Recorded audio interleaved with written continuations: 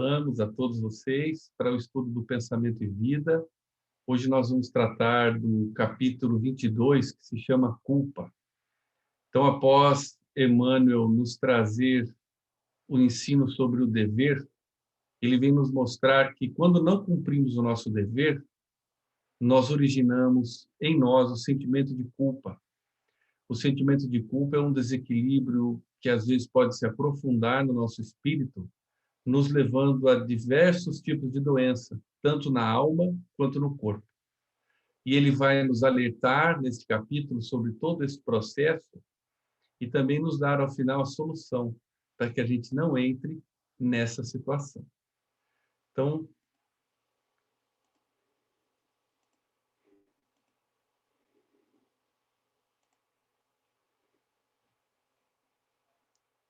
este é o Bem-vindos, né, como nós falamos, e este é o livro que nós estamos estudando, e a gente sempre começa pensando na palavra que define o título. Então, hoje, culpa. Então, o que viria a ser culpa, né, no dicionário comum, no dicionário vulgar? Então, seria responsabilidade por um dano, mal, desastre que a gente causa a outrem. Ou seria uma atitude ou omissão, veja, o que fazemos ou o que deixamos de fazer, né? Kardec é claro quando ele fala que somos também responsáveis pelo bem que não praticamos, ou que poderíamos ter praticado e não praticamos. Então, omissão também gera culpa, mesmo no dicionário comum, né? Que pode gerar desastres. Ou um ato voluntário que evidencia imprudência, imperícia, negligência. Eu achei interessante o próprio dicionário classificar aqui como um ato voluntário, né? Porque, com certeza, não há culpa se não houve intenção ou conhecimento, se a gente fez sem entender, sem perceber o que se passava, né? Aí não haveria culpa. E entrando, então, no ensino de Emmanuel, ele nos diz o seguinte: quando fugimos ao dever, precipitando-nos no sentimento de culpa, precipitamos-nos no sentimento de culpa, do qual se origina o remorso, com múltiplas manifestações, impondo-nos brechas de sombra aos tecidos sutis da alma. Então, aqui, ele já começa o capítulo 12 definindo. E agora ele vai explicar e detalhar isso, mas essa definição, pessoal, é muito importante a gente ter, né? Então, o que acontece aqui nessa história? Primeiro, o remorso, né? Então, o remorso, eu fui lá no dicionário, é uma aflição ou dor moral decorrente da constatação de erro que a gente cometeu. Então, o remorso surge quando a gente fez alguma coisa e a gente percebe que errou. E é interessante, eu sempre mostro, né, essa figura que eu peguei na internet, eu não sei quem é o autor, mas eu acho ela muito boa, que mostra as camadas sutis que constituem o espírito nosso. Então, nós temos a parte do espírito propriamente dito, que é imaterial, e ele se liga e projeta ao redor de si próprio o corpo mental, que é onde tudo começa. Então, as culpas, as ideias, as coisas boas ou más, estão todas ali. Do corpo mental se estrutura o perispírito, e quando a gente está encarnado, temos o duplo etérico que liga o perispírito ao corpo. Quando a gente desencarna, a gente perde essa camada do corpo e do duplo etérico. Então, quando a gente tem um remorso, é uma coisa que nasce na nossa alma, ela vai criar uma desestruturação no corpo mental, no perispírito e com consequências no corpo. É isso que ele está dizendo aqui, né? Então, quando a gente foge ao dever e nós entramos no sentimento de culpa, surge o remorso, com múltiplas manifestações, né? Então, a questão do cumprimento do dever é central. Por isso que ele estudou antes o dever. Quem quiser retomar isso, né? Está na internet, tem o capítulo do estudo do dever e agora da culpa. E lá eu trouxe aqui o seria mais essencial, né, no capítulo do dever, são as definições que Emmanuel traz do que vem a ser os nossos deveres espirituais. Então, ele coloca o dever como uma submissão que nos cabe a princípios estabelecidos como leis pela sabedoria divina, e eles têm como vistas a nossa própria desenvolvimento. Então, o dever, né, são coisas estabelecidas que não nos cabe discutir, porque vem de Deus, né, Ele é o Senhor soberano, e eles não têm como objetivo outro que não a nós mesmos. Então, ao cumprir os deveres, a gente estudou que a gente se autodesenvolve. Ainda diz Emmanuel que o dever é a faixa de ação no bem que o Senhor Supremo nos traça a responsabilidade. E o dever, pessoal, do ponto de vista espiritual, não tem necessariamente a ver com as coisas materiais, tem também. Mas o principal aspecto do dever material é o nosso relacionamento com as pessoas que nos cercam, dentro da família, no emprego, no centro espírita. Então, o nosso dever ele está muito relacionado a como nos relacionamos, né, com o outro. E esse é a nossa principal ação, né? E ele nos diz ainda por fim que é uma região moral de serviço em que somos constantemente alertados pela consciência. Então, a nossa consciência nos diz que devemos fazer determinadas coisas. E quando não fazemos essas coisas, né, nós nos afastamos do nosso dever moral, é que vem esse sentimento de culpa e remorso. Continua ainda Emmanuel, né?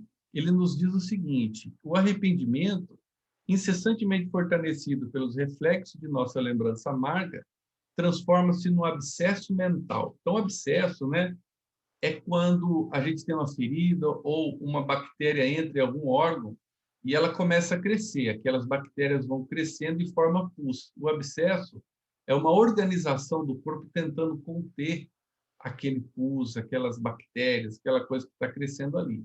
Então, é um ponto de infecção do corpo.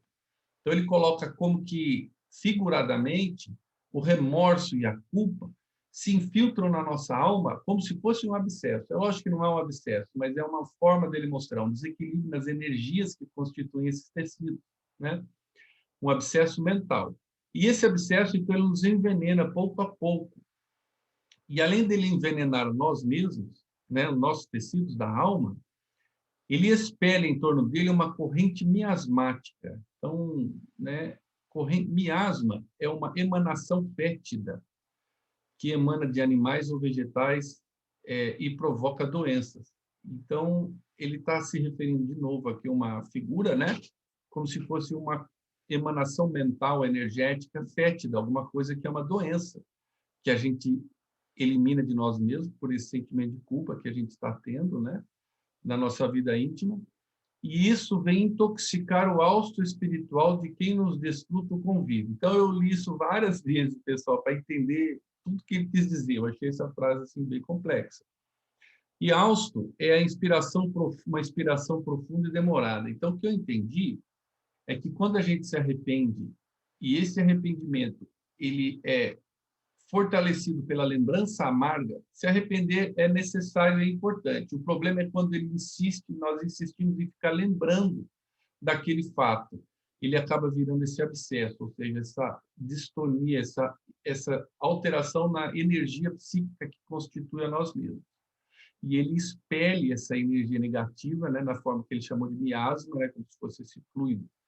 E quem está ao nosso lado respira, ou seja, absorve aquilo que emanamos, quer queiramos ou não. E nessa emanação, né, o hausto, ou seja, aquilo que ele respira, ou seja, aquilo que ele absorve do convívio comigo, acaba intoxicando ou causando mal à própria pessoa que está ao nosso lado, né? Então, é um quadro assim, bastante complexo, se a gente for pensar.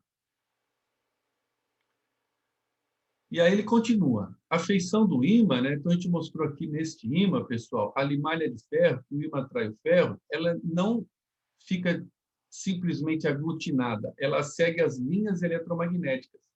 Então a gente vê aqui nessa figura, é bem interessante, né? Que aquilo se organizou de forma circular, mostrando as ondas eletromagnéticas que são emanadas aqui desse ímã. Então, a feição desse mesmo ímã é outra comparação que ele faz. O nosso campo magnético específico, aquilo que a gente emana de nós mesmos, né, que toda criatura traz consigo, ele chamou aqui de halo ou aura. A gente usa mais essa palavra aura, né? Eu, pelo menos, vejo mais comumente a gente falar em aura. Mas ele também chamou de halo. Então, é o halo ou aura de forças criativas ou destrutivas. Depende das minhas características, do meu equilíbrio, dos meus propósitos, né, que vão marcar a índole da pessoa. no feixe de raios invisíveis que arroja de si mesmo. Então, em estudos de capítulos anteriores, ele comentou isso, né? Nós somos luz, nós emanamos uns feixes de força mental e que são os reflexos da nossa mente, né? Que é o espelho, o reflexo da nossa mente, que a gente viu isso no primeiro capítulo. Então, cada espírito emana de si, por reflexão mental, coisas boas ou más, que ele chamou aqui de raios invisíveis. Arroja no sentido de projeta de si, né?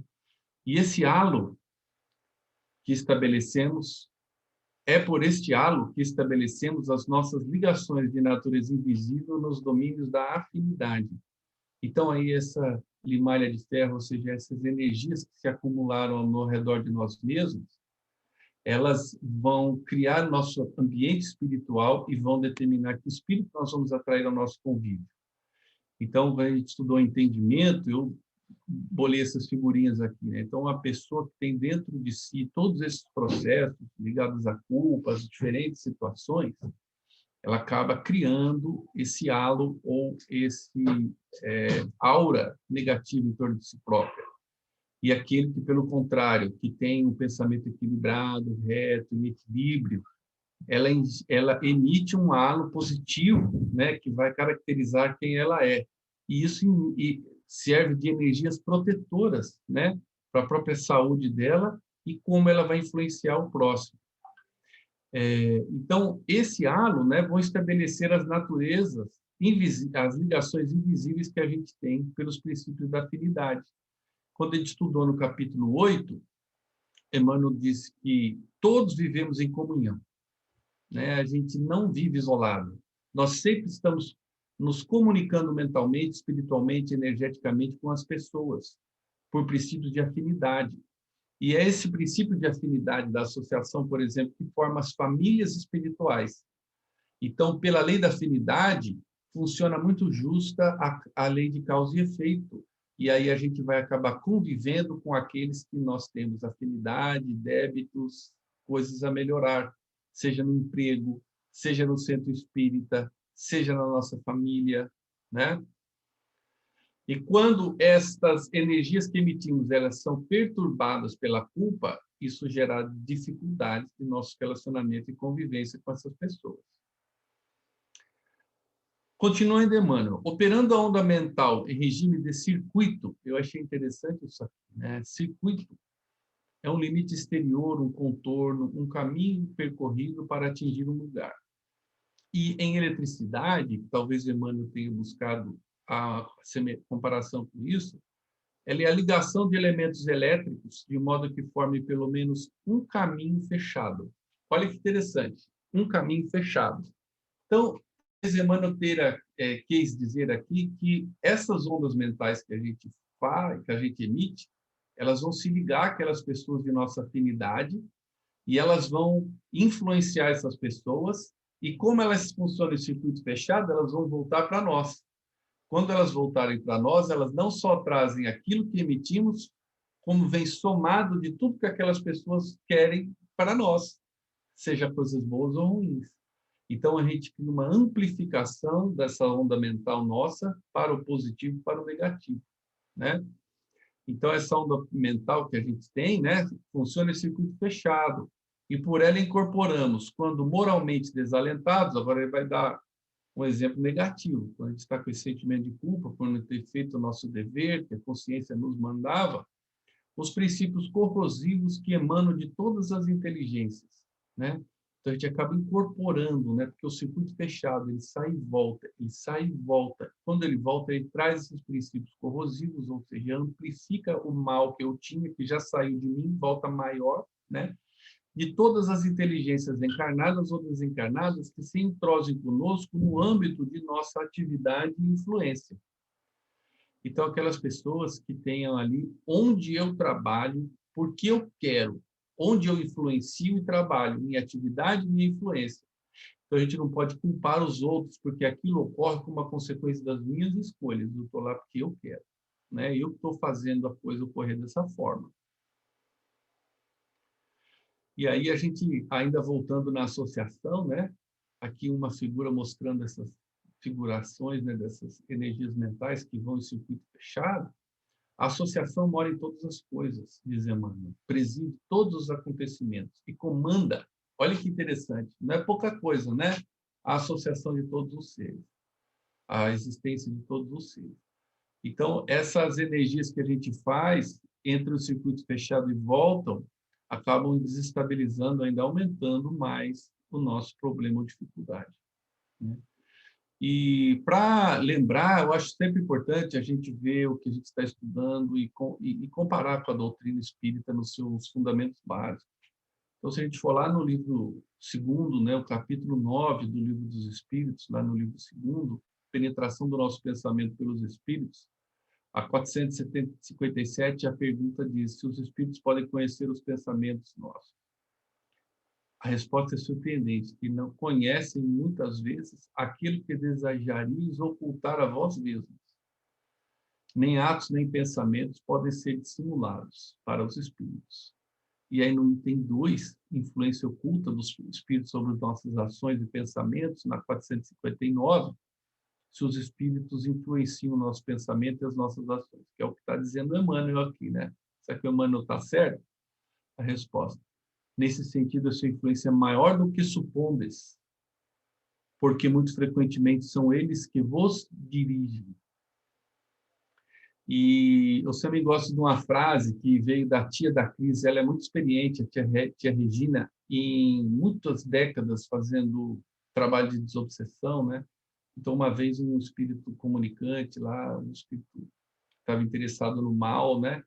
Falou para ela assim: olha, a gente nunca põe fogo em ninguém, a gente só assopra a brasa.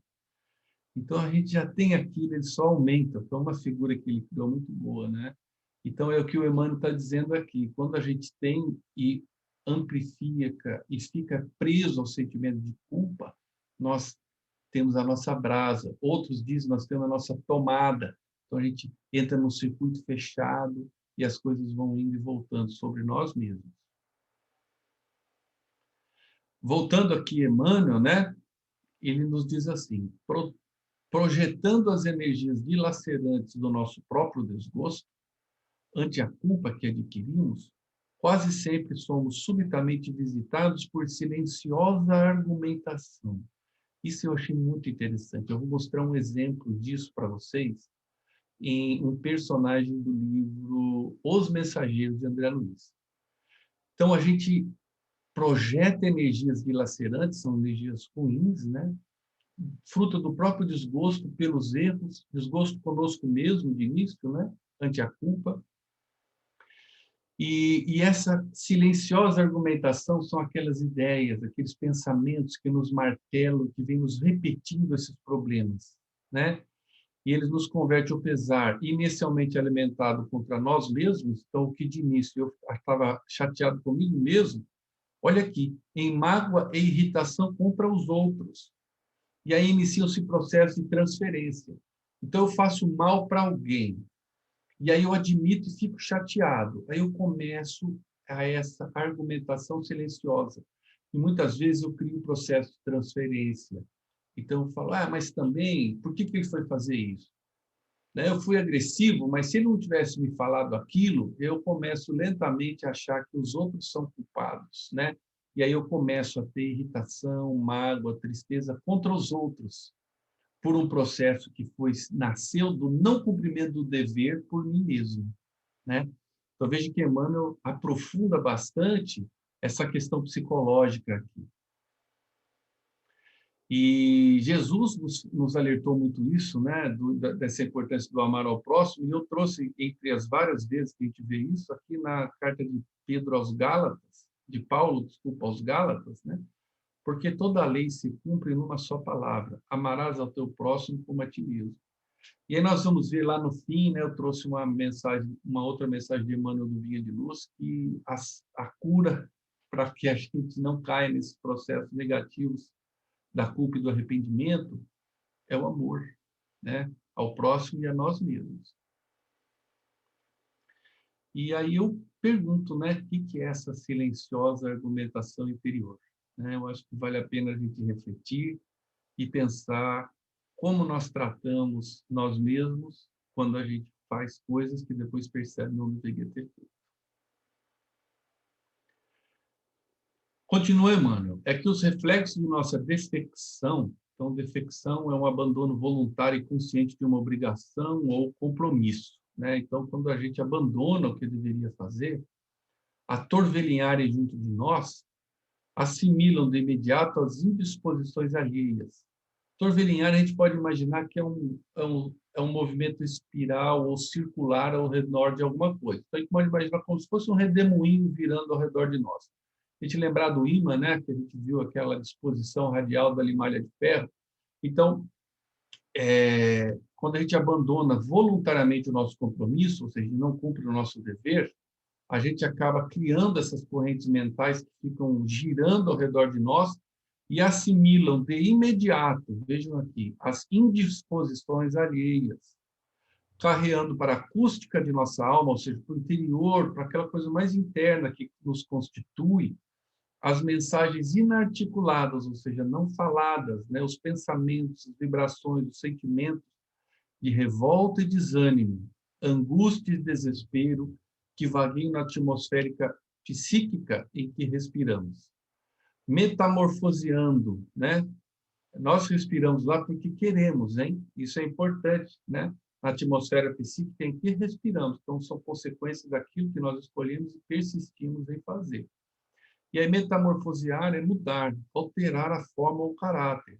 E isso acaba com o tempo, pessoal, veja como é grave, por isso que Emmanuel nos trouxe. Nos transforma em autênticos rebelados sociais, famintos de insulamento ou de escândalo. Então, a gente percebe que a pessoa que vive continuamente nessa situação acaba sendo revoltado com a sociedade, que procura ou isolamento, falar, não participo mais, não fica em casa, entra em depressão, não participa das coisas, ou de escândalo, que é aquele que é excessivamente combativo. Então, ele está reclamando, indignado, que os outros são aquilo, que o governo é isso, não é? Então, ele começa a criar ou situações de insulamento ou de escândalo, porque ela se transforma nesses rebelados sociais. Veja como a coisa vai ampliando, né? E Emmanuel nos traz isso para que a gente sempre não perda de vista. Ele está nos ensinando a tirar o maior proveito dessa reencarnação. Esse livro é um curso de como aproveitar a reencarnação, para que a gente não caia nessa, para que a gente, conhecendo o processo, não seja refém dele. E aí nós passamos a dar pasto à imaginação virulada. Vírus é de vírus, né? Então, a imaginação doente, né? Pelas mórbidas sensações de nossas próprias culpas.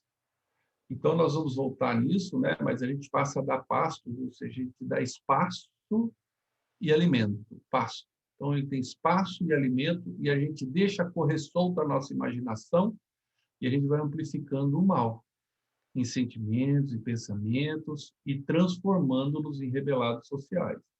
E tudo isso veio das próprias culpas nossas que a gente não soube trabalhar com elas no sentido positivo.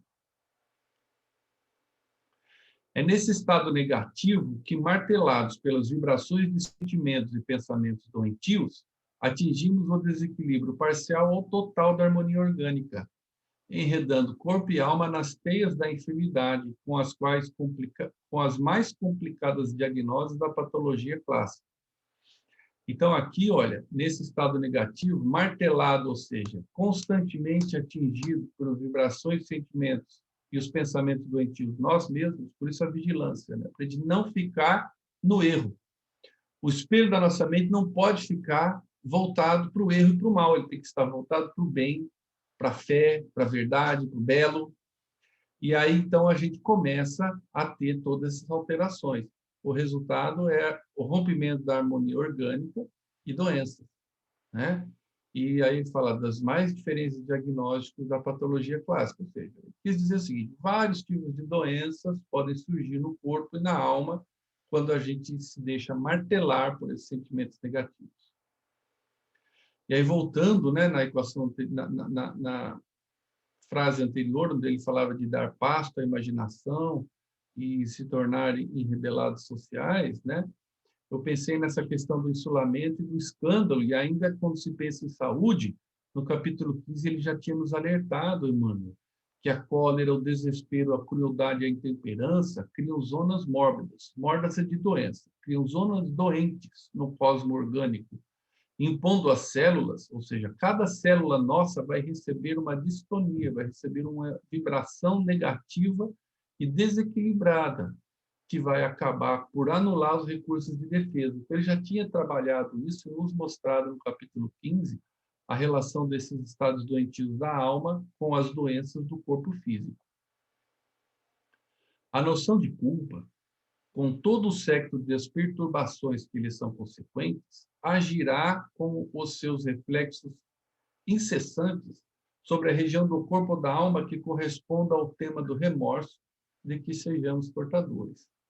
Eu não tive tempo de trazer, mas existem palestras mostrando que a maior parte dos infartos nasce do sentimento de culpa. E tem médicos que têm a mente aberta à espiritualidade, não necessariamente espíritas, já demonstrando isso, né? A questão dos desequilíbrios da mente, da culpa, do remorso, da mágoa, que a gente carrega por anos contra as pessoas, em vez de perdoá-las, levando a esses desequilíbrios. E cada um vai ter um desequilíbrio num órgão, que seria o que seja mais frágil pela própria estrutura perispiritual daquela pessoa. Toda deserção do dever a cumprir traz consigo o arrependimento. Então, ele está agora finalizando, retomando o mesmo conceito. Que alentado. Então, a deserção é o afastamento das coisas ligadas ao que eu deveria fazer. E quando eu me arrependo e alento, ou seja, eu torno mais forte, vigoroso, ou eu nutro no espírito, ainda eu mantenho aquilo, isso se faz acompanhar de resultados atrozes, né? Então, ele usou uma palavra simples, né? Uma palavra meio importante, né? Atroz, exigindo, por vezes, demoradas existências de reaprendizado e restauração.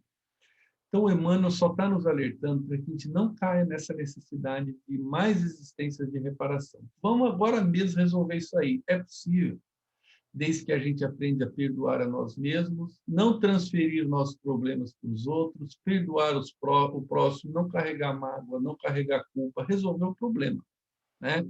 Senão, nós podemos criar desequilíbrios que vão necessitar de uma próxima reencarnação para resolver.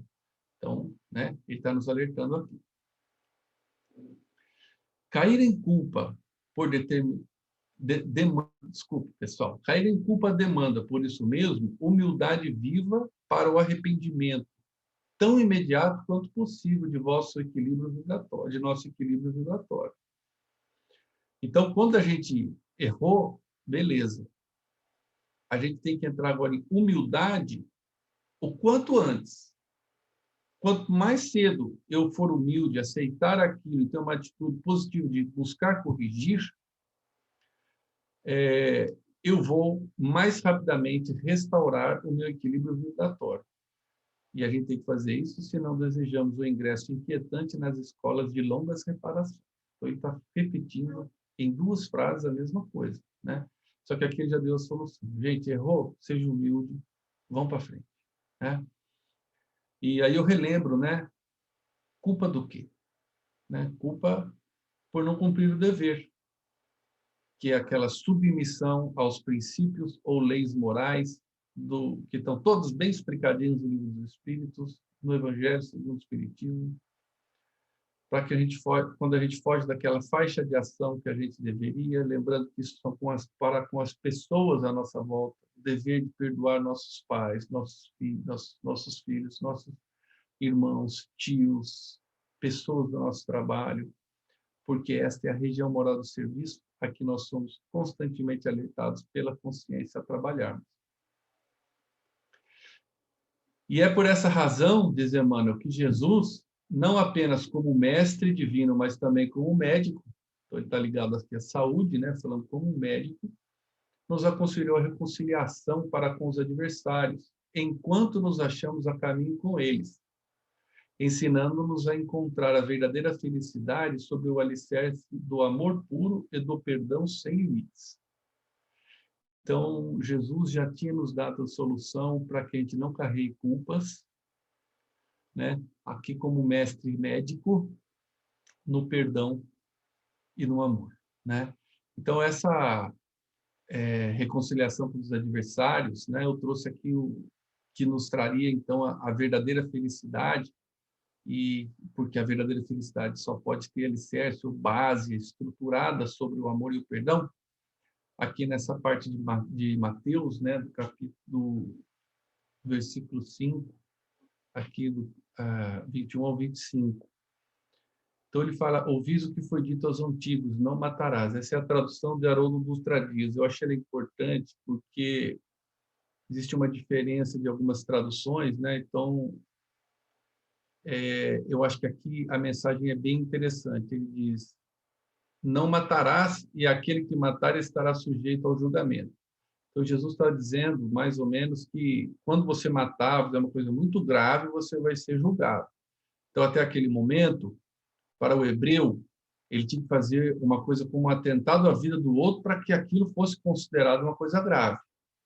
Jesus mudou a régua. Ele colocou muito mais embaixo o ponto de corte. O que ele considera? Eu, porém, vos digo que aquele que se encolerizar com o seu irmão estará sujeito a julgamento. E na tradução, às vezes, você vê se encolerizar sem razão. Mas aqui em Haroldo, ele falou só se encolerizar. Quem se encolerizar estará sujeito a julgamento. Quem disser raca estará sujeito ao sinédrio. Quem dizer louco estará sujeito ao hiena. Hiena era um deus, né? Pagão, que você queimava as oferendas, queimava as coisas lá. Então, o que acontece? Só de você pensar mal, falar mal, você já vai ser julgado. Não é mais se matar, uma coisa assim tão grave. Então, veja que aqui nós encontramos total apoio a tudo que Emmanuel nos traz nessa mensagem. Se estiverem, aí que vem aquela recomendação de Jesus, se estiveres oferecendo tua oferta no altar, e ali te lembrares que teu irmão tem algo contra ti, deixa a tua oferta diante do altar e vai reconciliar-te primeiro com o teu irmão. Então, Jesus nos deixou claramente a mensagem que, para eu ser um bom cristão, eu não tenho que cumprir as obrigações do culto. Eu não tenho que ir no centro espírita. Não adianta somente eu ir no centro espírita. Se eu estou cheio de mágoa, não perdoo, tem gente que me odeia porque eu fiz coisas erradas para essa pessoa. Para eu ser um bom cristão, eu tenho que largar tudo que seja do culto formal da religião, é secundário. O que é primário? O que importa mesmo? Eu reconciliar, né? Larga tudo e reconcilia-te primeiro com o teu irmão. Então, é a gente se livrar do pensamento de culpa, porque a gente buscou uma solução para a coisa errada que a gente fez. Veja que profundo, né? E então você depois vem e faz a tua oferta. Ser benevolente depressa com o teu adversário, enquanto está no caminho com ele, para que o teu adversário não te entregue ao juiz e o juiz ao oficial e seja lançado na prisão. Então, fica bem claro, né? Emmanuel vem falando do processo de culpa e ele deságua nesse ponto, para que a gente não carregue isso que é tão deletério como ele nos explicou, né? Emmanuel tenta nos mostrar as forças e o potencial da nossa mente, que é poderosa o suficiente para influenciar os outros, mas como atua em circuito fechado, aquilo volta-se contra nós mesmos. E aí, criando aqueles desequilíbrios mentais que nos tiram a saúde da alma e do corpo. Qual é o antídoto disso? Reconciliar-te imediatamente com seu irmão, pedir perdão e estabelecer relações de amor, né? E eu vou, como eu disse, daqueles pensamentos que vêm secretos nos minando, né, e vão fazendo com que a gente se transforme de culpado em vítima, né? E também porque esse é um mecanismo que a gente percebe de autojustificativa e que serve para que a gente se martele, quando o Emmanuel fala que a gente fica martelando a culpa em nós, a gente fica relembrando, aquilo é muito negativo. Eu vou dar como exemplo esse fato que está descrito aqui no capítulo 27 dos Mensageiros. Então, nosso instrutor, né, André Luiz falando, o instrutor dele ali é o Aniceto, abriu uma porta e vimos um louco que aparentava fundamente irritado. Aquele louco, né, fixou em nós o olhar expressivo e gritou. Então, é um espírito enlouquecido. E aí, o irmão Aniceto, o mentor, explicou para André Luiz: vem a diferença entre os que dormem, os loucos e os que sofrem. Em nosso lar não temos os que dormem, porque eles estavam lá cuidando de espíritos que, assim que desencarnaram, entraram em sono de torpor, porque não aceitavam a vida após a morte, ou porque tinham complexos de culpa e remorso tão profundos que eles não assumiam isso, eles ficavam ali como vegetais, né, sem se mexer, os que dormem. Em nosso lar eles não tinham, só tinham os loucos e os que sofrem, né? E em nosso lar não temos os que dormem, apenas os que se encontram desequilibrados lá no serviço de regeneração de nosso lar. Sentem, na maioria, angústias cruéis. Aí ele fala uma coisa interessante que eu trouxe para a gente pensar sobre isso. É necessário reconhecermos que os que gemem e sofrem, ou seja, aquele cara que estava louco, já gritando, sofrendo, estão melhorando. Toda lágrima sincera é bendito sintoma de regeneração. Então, a culpa de renovação. Então, a culpa e esse sofrimento faz parte do processo de renovação. Então, o sofrimento que ele tinha. Por quê? Porque os escarnecedores, os ironistas, os perturbados que não registram a dor são mais dignos de piedade, por permanecem embotados pela estranha rigidez de entendimento. Então, quando a gente entra na culpa, por mais que a gente sofra, aquilo faz parte do processo de cura. O que Emmanuel vem nos fazer é ensinar-nos a vencer tudo isso. Porque enquanto o espírito muito mal está comprazendo-se no mal, ele nem sofre. É o que ele falou, os escarnecedores, os ironistas, né? Eles ainda estão numa fase anterior do arrependimento. Aquele espírito que estava enlouquecido se chamava Paulo. E aí ele pediu para que a gente que o André Luiz o observasse. E ele disse assim, aí, aos poucos, caracterizou-se aos meus olhos a sua tela mental. Então, sob a ajuda do irmão Aniceto, o André Luiz conseguiu ver os pensamentos do Paulo, e ele conseguiu ver o que estava na mente dele. E ele via uma formação compacta de uma sombra noturna, e ali existiam vultos de mulher que surgiam. E Ismalha, que era um espírito de luz muito evoluído, que estava ali com eles na colônia espiritual, aparecia naquela imagem doente, enfraquecida, ansiosa. Passavam-se vários homens, também em depressão, e o Alfredo, que era o coordenador do posto espiritual do serviço, então, a Alfredo, que era o coordenador do posto de serviço, e a Ismália, que era casada com ele, era um espírito de muita elevação, os dois apareciam na mente do Paulo como doentes, né, envelhecido, cansado. E, além disso, ele ouvia na tela mental do Paulo vozes misteriosas que se faziam ouvir.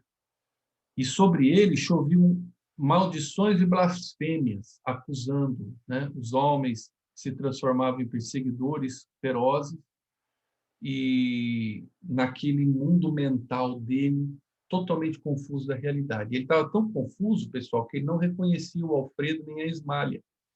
Ele pensava neles como ainda espíritos em grande sofrimento, sendo que, na verdade, eles estavam felizes, espíritos já evoluídos, libertos dos principais dos problemas que eles tinham na vida. Então, eles estavam bem. E aí explica o mentor, né, o Aniceto. Paulo não somente cometeu a ingratidão, como envenenou o espírito de outras senhoras, traiu outros amigos e destruiu a alegria e a paz de outros santuários domésticos. Porque o Paulo, ele tinha causado muito mal ao Alfredo e à Ismália. Ele queria ter relações com a Ismália e que ela fosse infiel no casamento, mas como ela não era, ele contratou uma pessoa para entrar no quarto e fingir que era um amante dela. E com isso ele criou a separação do casal e os dois tiveram muito sofrimento na vida por causa disso. E agora o Paulo ele estava amargando essas coisas ruins que ele fez, né? Observando Ismália e Alfredo desesperado, nas recordações dele, vemos as imagens criadas pelo caluniador para seus próprios olhos. Então, vejam que ele se afastou da realidade. Ele estava numa situação de perturbação mental tão grande que ele não mais conseguia ver as coisas reais. Ele só via o que ele interpretava dos fatos. Então, como ele sabia que ele havia causado mal às pessoas, ele via em espírito as pessoas ainda como se estivessem sofrendo, mesmo que elas não estivessem mais. Nossos amigos evoluíram, transpuseram a fronteira da mágoa, escaparam dos monstros do ódio, vestiram-se hoje de luz. No entanto, Paulo os vê como imagina, para escarmento de suas culpas. Então, é como se a consciência dele obrigasse a ele a ver as coisas de maneira negativa. Então, neste exemplo, a gente consegue imaginar um pouco dessa complexidade psicológica que Emmanuel nos traz nesse capítulo da culpa. Quando fugimos ao nosso dever ou mesmo praticamos atos voluntários errados, isso se reflete sobre nós ao ponto de nos adoecer como espírito e a nossa mente. E ele aqui, no exemplo bastante extremo do Paulo, ele perdeu toda a lucidez. E ele nem conseguia mais ver os companheiros dele, que tinham evoluídos como estavam, mas sim ele imaginava eles como eram. E é por isso que a gente tem que tomar cuidado, né, com aquelas vozes e aqueles pensamentos que às vezes a gente vai tendo e vão transformando as nossas culpas em monstros e coisas cada vez piores. O criminoso nunca consegue fugir da verdadeira justiça universal, porque carrega o crime cometido em qualquer parte. Tanto nos círculos carnais como aqui, a paisagem real do espírito é do campo interior. Vivemos, de fato, com as criações mais íntimas de nossa alma. E é por isso a recomendação de Jesus. Não adianta ir no altar fazer uma oferenda se você tem pessoas a reajustar contas. Reajuste com elas. Isso é o que melhor você pode fazer. Então, na nossa encarnação, a gente tem que ir no centro espírita. Ele nos ajuda muito. A gente aprende ali a estudar, encontra companheiros que nos ajudarão. Mas o que a gente tem que fazer na nossa encarnação é aproveitar a oportunidade de estar ombro a ombro com vários espíritos que construíram um passado conosco e nos repararmos com ele. Sair daqui amando, perdoando, não criando inimizade com ninguém, né? Essa é a mensagem, né, que a gente percebe aqui. E o crime cometido é justamente o não cumprimento do dever que gerou a culpa. E para finalizar aqui nesse capítulo caluniador, eu trouxe uma última reflexão de Aniceto, que é essa. Para melhor elucidação, recordemos a crucificação do Mestre Divino. Jesus penetrou na glória sublime logo após o Calvário. Então, Jesus, não tendo nada a expiar, assim que acabou, o corpo dele morreu, ele foi embora e voltou à sua plena felicidade. Entretanto, estamos ainda a vê-lo pendurado na cruz, martirizado pelos nossos erros, flagelados pelos nossos açoites, porque a visão interior a isso nos compele. Veja só, o destaque é meu aqui. Então, as nossas dificuldades, os nossos erros, as nossas culpas nos compelem ainda a ver como se um Jesus que sofresse. A condenação do Mestre foi um crime coletivo, e esse crime estará conosco até o dia em que nos vestimos da divina luz da redenção. Então, será que nós vemos o mundo como ele é? Ou será que o óculos dessas coisas que impede que a gente veja a coisa com clareza? E que a gente tenha uma visão mais otimista, mais positiva de tudo, né? E para finalizar, pessoal, quero trazer dia a dia aqui também, com uma mensagem divina de luz, esse capítulo aqui da culpa. E no Vinha de Luz, na lição 157, chamou Remédio Salutar. Então, é uma passagem do Evangelho de Tiago que diz: confessai as vossas culpas uns aos outros e orai uns pelos outros para que sareis. Então, para que a gente sare, visando a nossa saúde, qual foi a recomendação de Tiago? Confessar as culpas, mesmo que disse Jesus ali, né? E orar um pelo outro. Quando a gente ora, nós estabelecemos um circuito, uma corrente circuito fechado positiva. Então, a gente começa a circular outras energias, não só aquela energia negativa. Quando a gente pensa no cara que fez errado, que eu fiz errado, que a gente cria um circuito negativo, ele amplifica o mal, como a gente já viu. Se eu faço uma prece, eu crio um circuito para energias positivas, e eu saro, e ele também se livra do mal ou da influência negativa que aquela minha vibração poderia levar para ele, né? Que a gente falou também. Quando a gente falou do hausto, a gente contamina o hausto das pessoas, ou seja, a respiração espiritual delas. E aí vem a explicação de Emmanuel dessa passagem de Tiago. A doença sempre constitui fantasma temível no campo humano, qual se a carne fosse tocada de maldição. Entretanto, podemos afiançar que o número de enfermidades essencialmente orgânicas, sem interferências psíquicas, é positivamente diminuto. Então, o que ele disse basicamente o quê? No meu entendimento, né, pessoal? Talvez vocês podem ter um entendimento até mais aprofundado, mas eu entendi assim, que realmente a doença é uma coisa que para nós é horrível, considerada uma maldição. Mas ele nos alerta que doença do corpo é muito pouca. A maior parte das doenças tem como base o psiquismo alterado nosso. A maioria das moléstias procede da alma, das profundezas do ser. Não nos reportamos a imensa caudal de provas expiatórias que invadem inúmeras existências, em expressões fisiológicas. Então, aqui ele pôs um ponto e fez um parênteses. Existem, e não está se referindo, quando se fala das doenças, aquelas das expiações de causas anteriores. Então, existe uma imensa caudal de provas expiatórias que eu estou submetido, né? E elas vão se refletir, né, sobre o corpo, sobre as nossas expressões fisiológicas.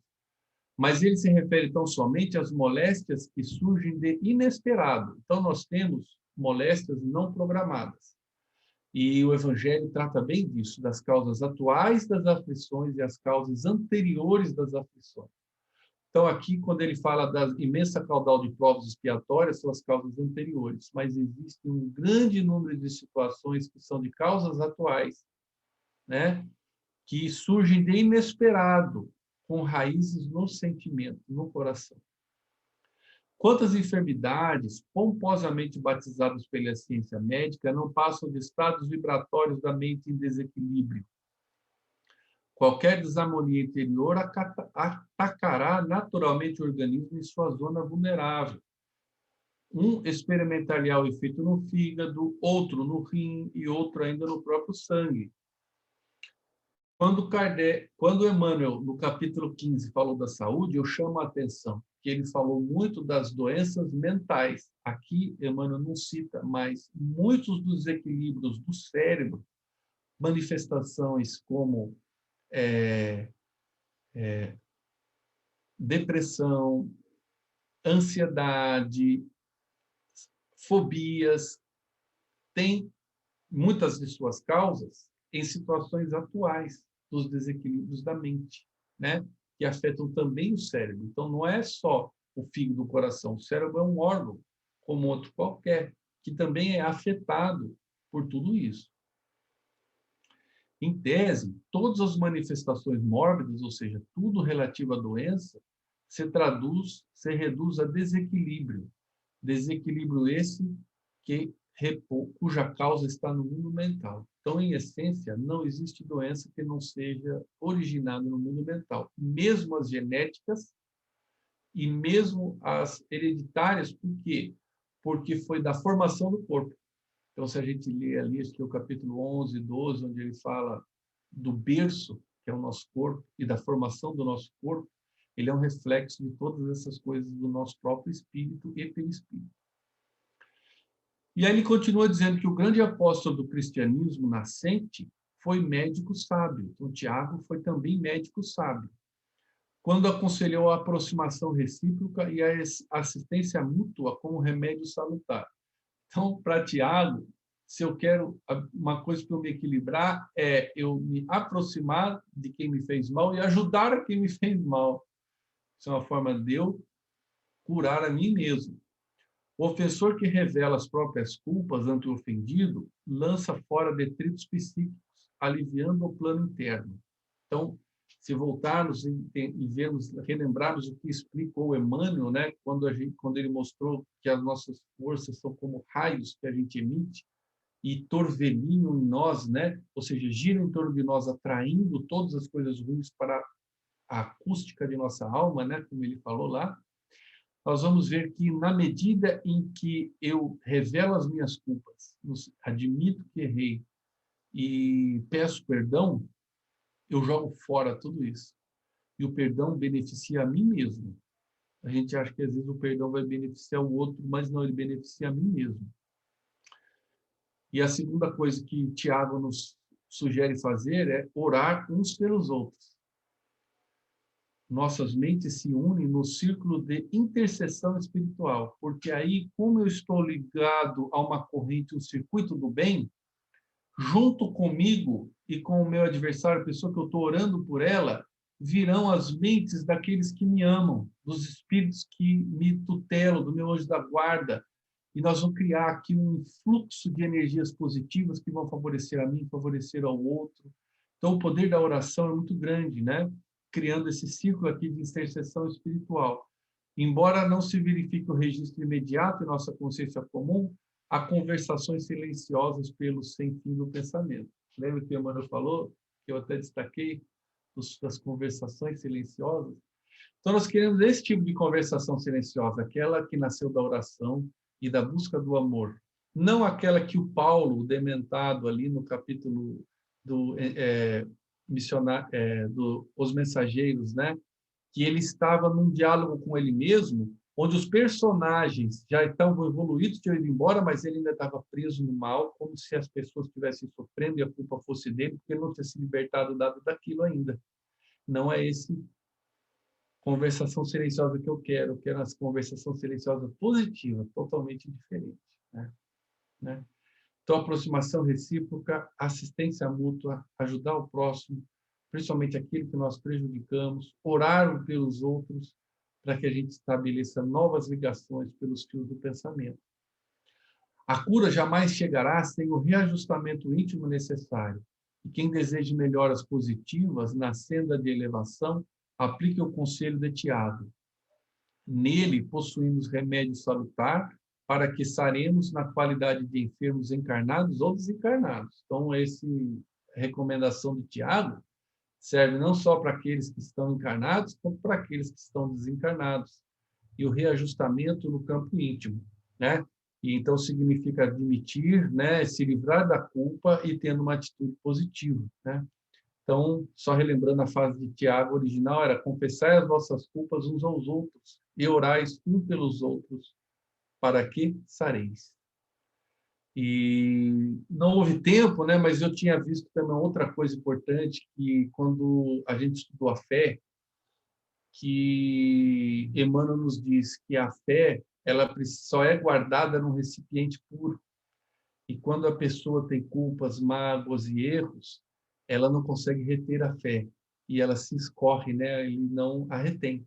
Então, essa é uma questão muito importante para que a gente possa ir melhorando e adquirindo um outro padrão vibratório, né? Então, pessoal, esse era o estudo do Pensamento e Vida que a gente tinha hoje. Espero que vocês tenham achado ele válido para vocês, né? A gente viu que o não cumprimento dos deveres pode gerar o sentimento de culpa, que pode gerar uma série de distúrbios e desequilíbrios, mas que a solução foi dada já por Jesus, né? Reconcilia-se com seu adversário enquanto pode, antes que você seja entregue ao juiz. Então, muito obrigado pela atenção de vocês.